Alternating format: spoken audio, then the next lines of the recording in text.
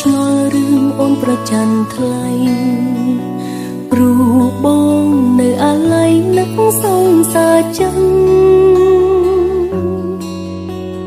គេឆាប់មកដូចមិនមែនរាប់អានសុំក៏យ៉ាងប្រាប់អូនឲ្យច្បាស់មានពាក្យខ្លាំងគេឯកាថាចង់ជួបបងពេលអានសារអូនអន់ចិត្តប្រច័ណ្ឌមិនប្រកាន់អូនធ្វើមិនបានទេបើនៅ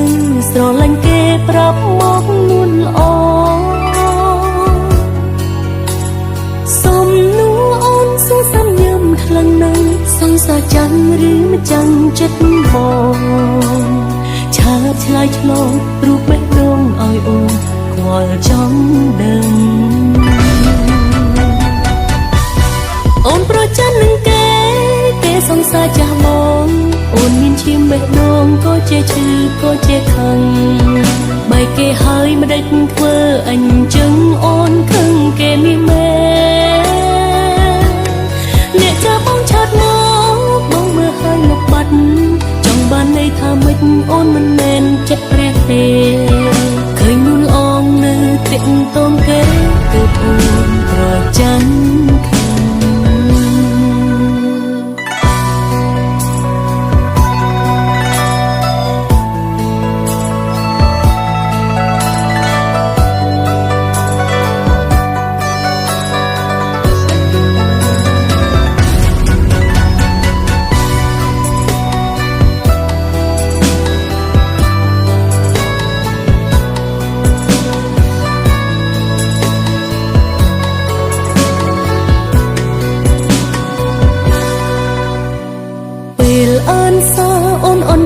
ប្រច័ណ្ឌមិនប្រកាន់អូនធ្វើមិនបានទេ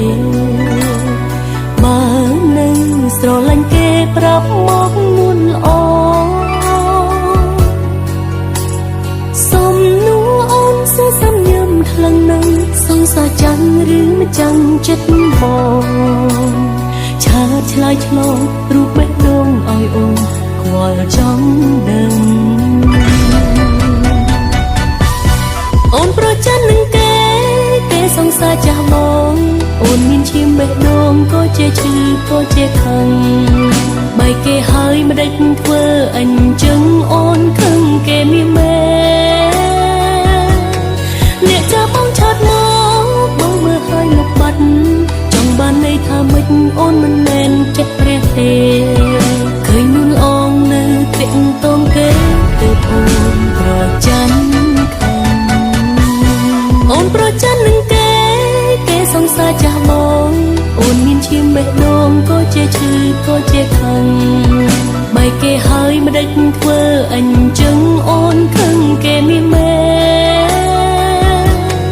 អ្នកចាំបងឆាតមកបងមើលហើយលុបបាត់ចង់បានន័យថាម៉េចអូនមិនមែនចិត្តព្រះទេ